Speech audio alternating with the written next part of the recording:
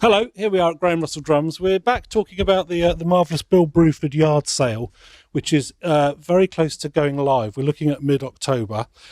We showed you some of this gear last week, and if you want to wander over this way, we have somebody actually browsing the gear as we speak. Introduce yourself, sir. Hello, everyone. Mr. Bruford is in the house. I can't believe he's nicked all my gear and he's going to sell it. I can't believe it. Graham. Bill's popped in to see us very kindly. He's a very busy man. But he's popped in just to have a little chat about some of this gear, and we've had so much interest in this gear. It's been phenomenal. And I just mentioned to Bill, I actually had an email yesterday from Danny Carey from Tool, who wants the Danny who? Danny Carey. Have you heard of him? Oh, Danny Carey. Yeah, all right, I've heard of him. So Hi, yes. Danny. Yeah, Danny, if you're watching, Bill says hi. Hi. And if you buy the drums, you have to come and collect them in person Oh, and do a little performance while you're here, please. So, hi, Danny. Yeah, we're getting so much interest in your equipment. Great. Did you ever imagine that your old gear would get so much interest? no, you don't think about that sort of thing at all when you're playing. It's only when you're downsizing and you've got nowhere to put the stuff. You come to Graham Russell Drums and hope for the best. You hope for the best Try indeed. to persuade you to take some stuff in, which is great, and give it a good home. Well, we'll give it a good home because you've got a lot of fans out there that are pestering me to know when it's going on sale. And the great thing about your equipment is it's so unusual. It's not a standard rock kit. True. I never did standard. No. I always approached which instruments to use. I used to let the music dictate to me what instruments to use, rather than say, this is my kit, I'm going to impose it on the music. Right. The music would tell me it needed some boobams and a gong tom, or it needed a gong and a gong tom, or it needed electronics here, or something like that. So my kit and choice of instruments was always in permanent state of fluctuation. Yeah. Which is kind of very irritating. Very irritating for a road manager. I bet. But it felt like the music was changing, I was changing, the kit was changing all the time. Yeah. And it was all lots of oddities. Obviously, we've got the posted percussion rack over here, which is obviously quite a fantastic. I don't know if you can see that, Jack. I'm going to wander over this way. The percussion rack here. So is this something you'd have... Did you have this for a long period of time? Was this a lot of projects? I did. I mean, I don't know when it was around. It was certainly used all over my recent work with Michael Borschlapp, which was an improvising piano and drums duo. Okay. But we're going way back into the early 80s with Earthworks. It's on Earthworks' first album, a track called My Heart Declares a Holiday. Kind of the music breaks down and there's a kind of... It was just within reach, and so I could sort of spin around a little bit physically from the drums and to the and then come around and use most of the instruments on there. So it's been used a lot. So there you go. The actual percussion rack as used by Bill Bruford. You could buy this. This is one lot. So that's one lot. All the cymbals are going individually. The kits are going as one lot. That is one lot. I would recommend you come and collect that if you buy that, because I think that could be hard to ship. But we've got a vast array of Paiste cymbals. So I presume you were with Paiste for your whole career? I was pretty much. When I was a kid, there were only two cymbals, really. There was Zildjian, and they were coming from the United States, and therefore very expensive for us British guys. And there was Paiste coming in from Switzerland, and they were more reasonable price, certainly. And for some reason, beginning the jazz ECM days and stuff, quite a few of the British drummers had Paiste. I think John Bonham had Paiste for a while. Right. Perhaps Cozy Powell had some Paiste. They were around a lot in the British community. I went to John Heisman's studio and he had piles and piles. John probably did. Massive 602s. Yes. Beautiful. Yes. And so I endorsed them for a while, and they gave me lots of prototypes. Well, that was going to be one of my questions, because there are some prototypes in here. So did you have any input in the production of these, or do they just keep offering you fresh sounds, or do you tell them what you want? A bit of both. There was only so they produce a cymbal, I'd try it and so forth and kind of like it, and then they take it away again and think with some comments from me and say, oh well, we could change it here, there, and everywhere. Right. And after a while, me being away on the road a lot and so forth, you'd lose a bit of where their ear was, what they wanted to hear. Right. I love the flat rides. Yeah, I thought they were great. There's a few. Again, a fair bit of that. I love the big chinas, which were great, a sort of buttery, warm china sound. Yeah, you got some lovely traditional chinas. It was really good. But this is... Tell us about this one, Bill. Well, I used to have a very trashy cymbal, Right. Which was played on the album Red by King Crimson. Okay. On a track called One More Red Nightmare. I think, which got very famous. Not the track and not me, but the cymbal. Right. Became very famous because it was a trashy cymbal that was taken out of a trash can, literally, on the day of the recording session, day before in the rehearsal and then the recording. You took session. a trashy cymbal out of a dustbin. Yeah, it was bent up like an Australian hat. Right. You know, a hat like that. It was bent up there to fit in the trash can. Right. So somebody got and jammed it in the trash can. Okay. And I squeaked it out. Damn me, it didn't sound pretty. It sounded great. Right. You could get those kind of bright to muted, that kind of sound out of it. It was great. And I did actually say to Peisty, you know, this is hot. Everybody wants this cymbal, you know, because it was going crazy in terms of sales. The album was big and it was great. And they said, well, they weren't terribly interested in that. And then anyway, another guy said, I'll make you one. This person from Factory Metal. Right. I can't quite remember which country he's from. But he tried really hard, but it doesn't quite work. But it has got a good narrative story behind it. And this is back in the 70s. Yeah, it was in the 70s. Because these days, trashy cymbals are very popular again. They're making very trashy cymbals. Well, that's nice. But for a while, it wasn't really heard of. No. You know, to make a trashy cymbal. Right. So that's a relatively new idea, partly because people like these industrial metal sounds. Yeah. And that album, Red, was all about being an industrial, trashy metal group. Yep. You know. So there we are. So, talking about King Crimson, I'd like to ask you, have you seen the recent shows with Gavin Harrison? I have. Gavin Harrison is simply one of the best drummers in the world, and he's absolutely terrifying, I think. He is terrifying, yes. And obviously he's got two other drummers as well. He has. So it's how do you feel when you watch a show like that, watching someone performing music that you were part of the creation of? Is it awkward? Is it uncomfortable? Well, I'm not good at concerts. No, I fidget, you know, and if it's terrible, I want to leave after 10 minutes. Right. And if it's brilliant, I want to play. Right. And you know, I just don't really enjoy concerts. I'm dragged there by my wife on the whole. Okay. You know, so I'm not a great consumer of other people's listening to other people. It rings too many bells and starts too much history going in my brain. Right. Okay. Because I do other things now. Sure. But watching King Crimson, obviously, it's changed a lot. Obviously, they're playing the songs in a different way from how they were created. Yes. So that must be interesting, I guess. Oh, it's interesting. Yeah. Musicologically, it's interesting, or from a musical critique point of view, it's interesting. Things are done differently these days. Okay. And that's great. I don't in any way think that inhibits or throws the original days into any kind of bad light. You know, I'm not sure they're making it better. They're doing it differently. Yep. Which is fine, and it's what you would expect. You know. And do you know Gavin? I know Gavin quite well. Do you? Sure. He's my favourite drummer on the planet. Well, he's so good. Have you seen the one with on that show, David Letterman show? Yeah. It's fantastic, isn't it? I've seen so much of Gavin. Amazing. Gavin, the if you're Letterman watching. show. Oh, Yeah, unbelievable. you know, I mean, you know, there's 17 odd million people watching that. Pressure. I was watching an interview with Gavin, and he said it's the biggest pressure thing he's ever done. That and the Modern Drummer Festival. The Modern Drummer Festival is terrifying. I've done that too. Because he said that is just so scary. It is, because every drummer in the world is there, and all great too. Yeah. You know, so you have to have a different approach, I think. You know. Yeah. So yeah, big fan of Gavin. So hi, Gavin, if you're watching. I think he's saying you can come down here, Gavin, and give a clinic if you want. I don't think Gavin likes doing clinics anymore. He's a very busy man. But yes. So behind you, we have the iconic Star Classic Maple in the gorgeous yellow. Yeah. This colour scheme, is this something you came up with? Did you go to Tama and ask for that? I did ask for that. It's true. I don't know why. Just yellow and black. It's great. just a lovely colour. The canary yellow is terrific. Yep.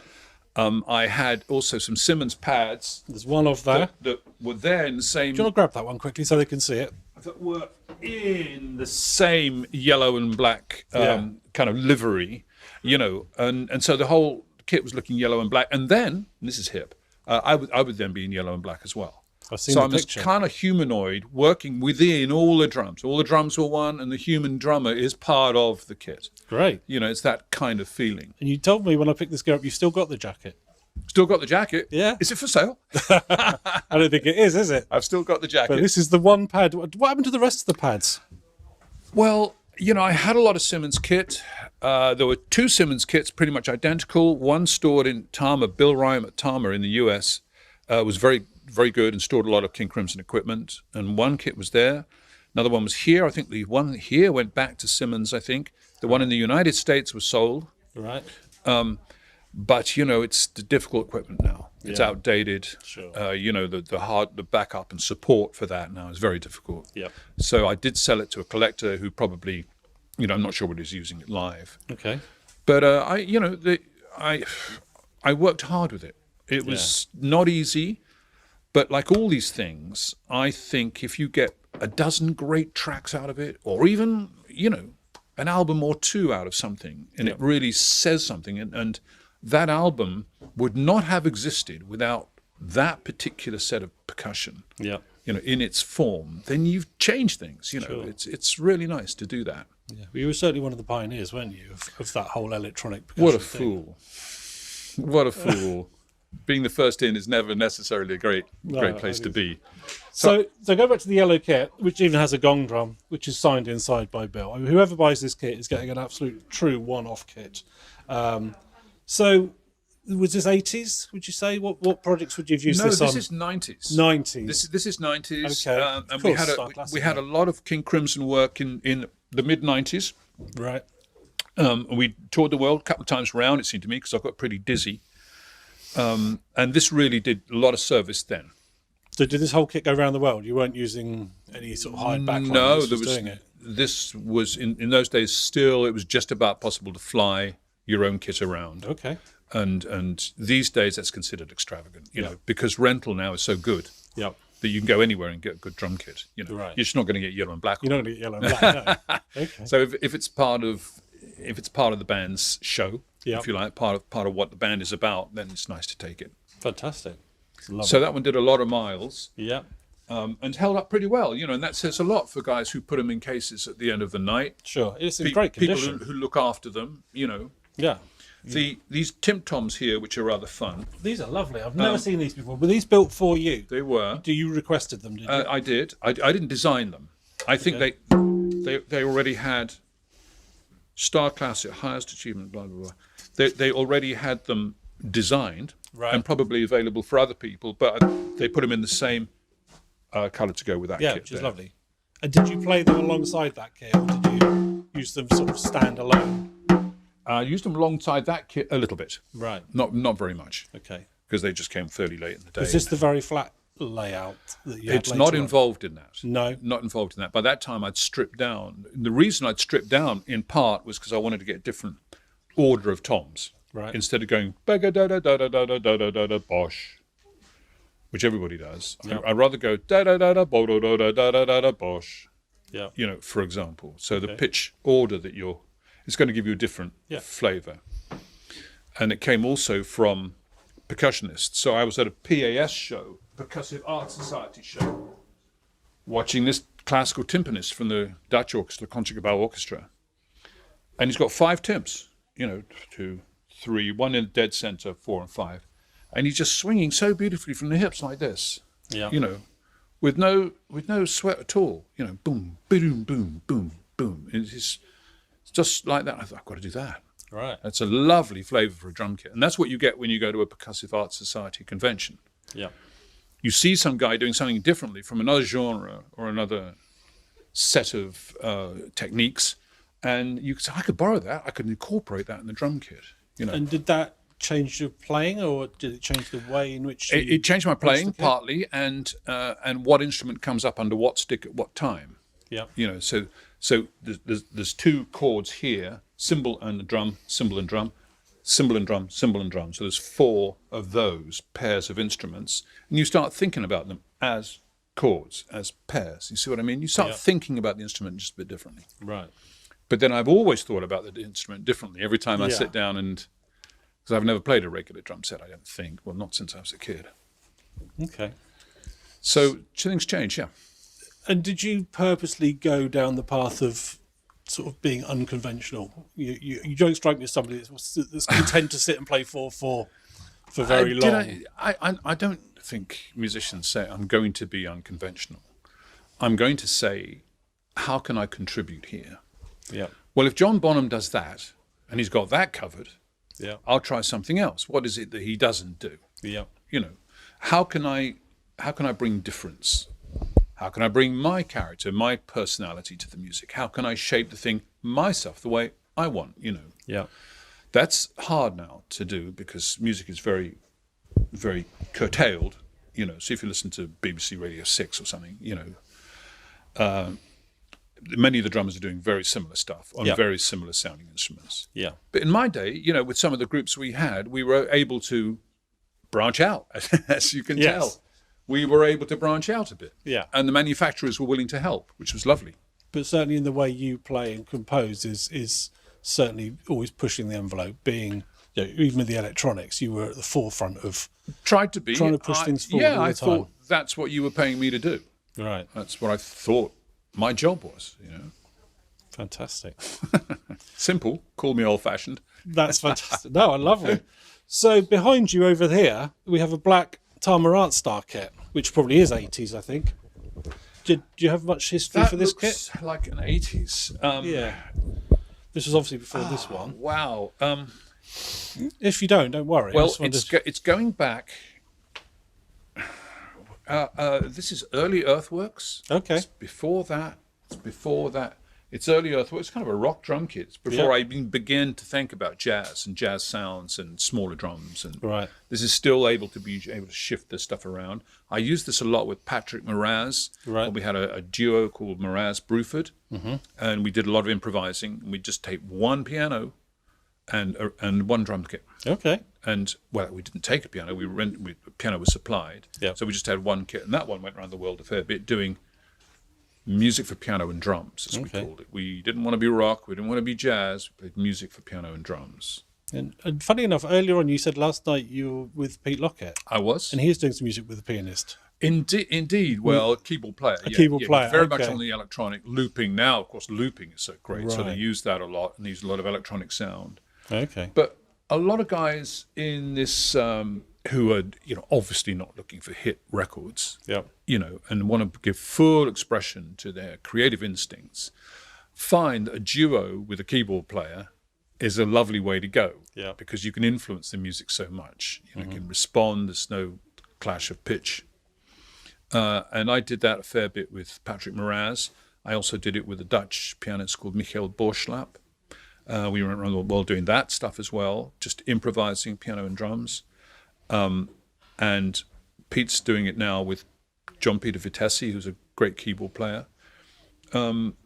So that's where that came from anyway, towards the end of the 70s, 80s, certainly. There's not many snare drums here. So I presume you must have cupboards and cupboards of snare drums at home. No. That you didn't show me. No, I'm not really a collector of drums, funnily enough.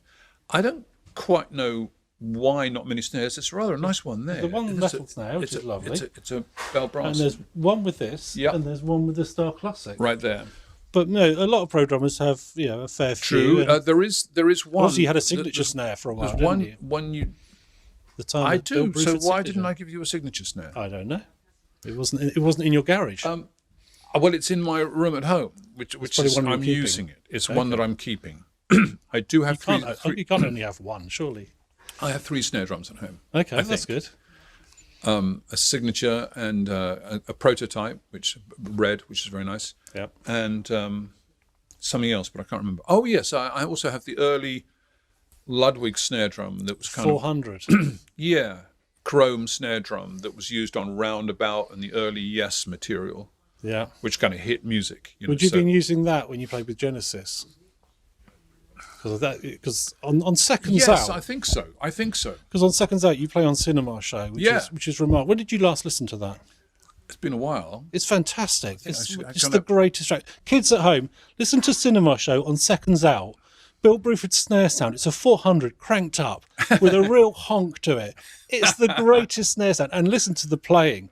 Honestly, I love that performance. It's a good performance. I'd love to talk to you more about Genesis, but I don't know if we have time. But that was just a 4-piece kit in those days, wasn't it? Like a Ludwig with a 400. Yeah. But also, I'd just come from King Crimson, I think. So I did have a side rack of sort of metal plates and things and percussion. Right. Okay. That I could use. If Phil was busy doing straight stuff, I could use percussion. Oh. That happened also with percussion racks. I also had electronic percussion racks with Simmons pads on them. Yeah. taken from that idea of having a percussion rack of acoustic instruments, I took that idea and built a percussion rack fairly big with about 12 Simmons pads on it, which I used a lot with Anderson, Bruford, Wakeman, Howe, which was a kind of Yes offshoot in 1989, 91. That was very visual. I remember seeing pictures. Very of that. visual because you could stand like this. Yeah. And if you're in the back of a stadium, and there's 20,000 people looking at you, you turn your back on them, you can point out the sound. You see, boing, boom, boom, boom, boom, and the viewer can see what you're doing. I'm very conscious of performing to a viewer. Yeah. Because my style is naturally economical. I tend to do this a lot. I tend to do that a lot. I don't do knights, bush in white satin, bush. Diddy bush, dum dum dum. I don't wave my arms about. And a couple of times people have said from the back of the room, "Oi, you, Bruford!" Because they call me Bruford. They forget the R in the state. "Oh, Bruford, do something, man." Do something, Bruford. So, rather than do knights in white satin, I'd probably play some percussion up here on electronic rack. Okay. I'm working as hard as I can do. What do you want me to do? I'm busy. Fantastic. You did mention this here, which is obviously unique. Yeah. Which you think was on a dressing room door? It was different. A dressing room door, definitely. You said it might have been at Red Rocks. Well, it's made in Redwood City, CA. I have a feeling it was on certainly a dressing room door in one of the Anderson, Bruford, Wakeman, Howe shows. Okay. It could have been San Francisco. It might have been Red Rocks. Fantastic. I think so. And yes, this is for sale as well. You can buy this. You could put this on your... And this is lot number 072. 072. Lot 072, folks. And you mentioned... Put it on your wall upside down like that. Upside down. You mentioned playing Red Rocks to me just now, which is somewhere I've always dreamed of playing and never will. Beautiful. Just tell us what it's like to play at Red Rocks. Oh, with the sun going down. Yeah. And the rocks, let me tell you, they are red. Right. I mean, it really... And you can see this from the stage. Obviously. Absolutely, and it's just a heavenly view as the sun goes down, and it's darkening. I mean, you can't wish for more beautiful places to play, like Red Rocks. The stage is covered. First 4,000 or 5,000 people are covered, and then there's probably another 12,000 people picnicking and out there. And it's kind of in a bowl, surrounded by sort of rocks. And I remember playing along and seeing, as the sun went down, a mounted cop. Right. Doing security just on his horse, just kind of plodding along round the perimeter of the rocks. Whilst you're playing? Yeah. Oh, lovely. Yeah, may have had a partner somewhere, I don't know, but lovely. Fantastic. So you also spent a lot of time in America. Yeah, most of my career was in the States, for sure. Yeah. Sure, it was, we made more money in the States. So, England always got a short shrift because one view says you've got to pay to play here. As it were, because we weren't so big. Yeah. But by the same token, if you're going to put the band anywhere for 24 hours, you tend to put it in the more profitable places. Yeah. We went to Japan an awful lot in the 80s to about 95. They had a financial crash. Right. But I went sometimes once or twice a year, I think, with the Simmons thing through the 80s and into the 90s. But the States was the big one. Yeah. Thank you, America. That's good. So going back to this lot, you've got this big old flight case here. Yep. We've got a big old cymbal case. We've got lots of, even if you haven't got a huge budget, the Bill Bruford yard sale auction has something for everyone. We've got little cymbal cases and these stenciled cases, and we've got... How about a Yamaha DX7? We have got a Yamaha keyboard in there, yes, indeed. I used to trigger those sounds in early MIDI. Right, okay. Early days of MIDI. Yep. I took a whole keyboard. I didn't realize it came in a rack module. And of course, things came in a rack module. Life is so much better now, guys. I got to tell you, it's a whole lot easier. Yeah. So some lovely speakers. Lovely speakers. Things. And you have so many 602 heavy bells. Yeah, but they're all pitched. So you were able to get great shimmering sound. I mean, Gavin uses. He uses bells. The bells. A beautiful sound. Yep. Fantastic. And we've got some gongs, and we've got the original boxes for the yellow kit as well. You have, and some. I can see a lot of this stuff going to America. I can see a lot of people shipping this across the ocean to get to them. There's a very nice amp rack there. I've not even shown Jack that. Jack's all about amps and keyboards. Is he? He's very into recording. Great, He's Jack. got his own studio. And the Celestians.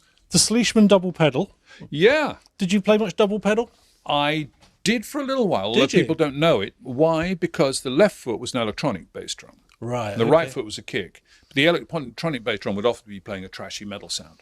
Right. So you could go baduksh, baduksh, or bukshtu, bukshtu, bukshtu, those kind of figures. Right. Okay. So a lot of people say, oh, there's only one bass drum going on. There was only one bass drum. Right. But the left one was producing metallic sounds often. So for a bit I did, yeah. Okay. But I'm really not a double bass drum guy. I think that's probably the whole thing about is not really my thing. No. I guess that to be the case. So obviously you still have a kit at home. I do. Do you find yourself on it much? I have a little noodle. Yeah. And then I think, I really am losing the fluency. Right. I've got some really fancy licks that I can play you, and I've got some really simple stuff that I'm not very good at. Right. But the thing that you need above all is fluency, the ability to join ideas together fluently, I think. And so joining those together to make a fluent sentence, such as hopefully the one I am producing right now, is not so easy for me anymore. Because I haven't played for 10 years, for crying out loud. Sure. And obviously prior to that, you were travelling all over the world continually and very busy. Is there any element of it that you missed? You missed the travel? Do you not like the travel? I've got to say now, Graham, I'm not a traveller. No? No.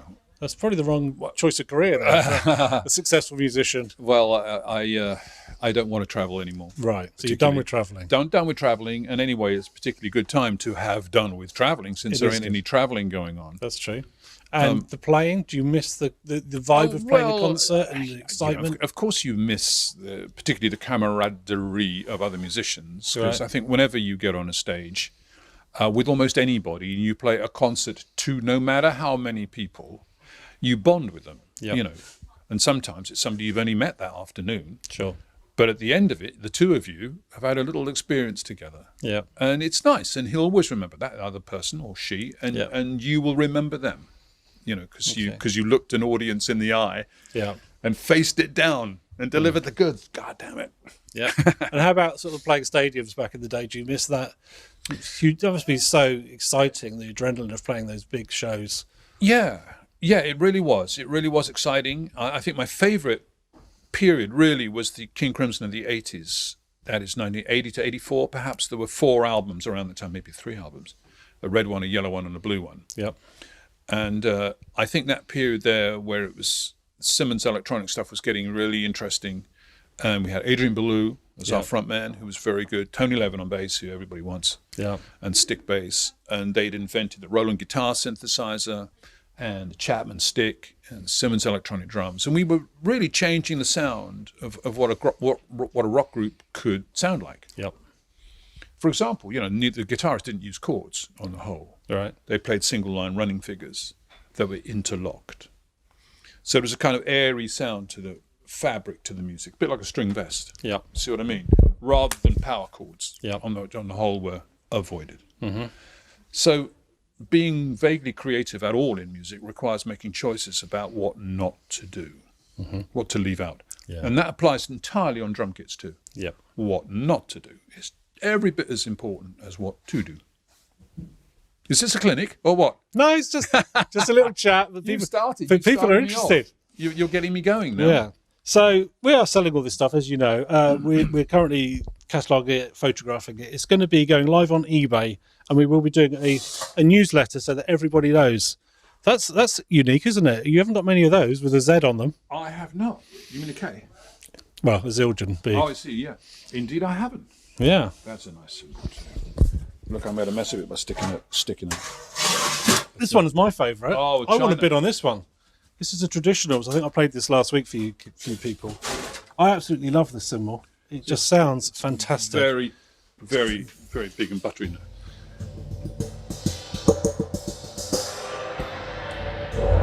Yeah, that's a lovely one. I think, we're all going to be bidding on this kit.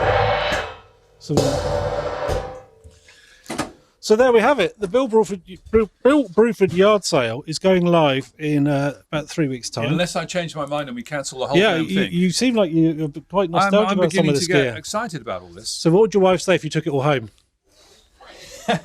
Don't ask me that. No. So get out of here.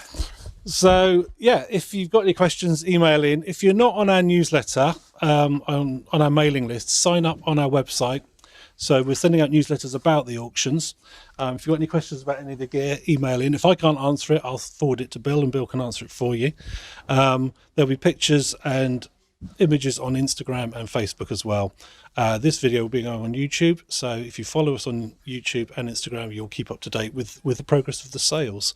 Thank you so much for coming in. Well, thank you, It's Graham, absolute for pleasure. taking the contents of my drum room.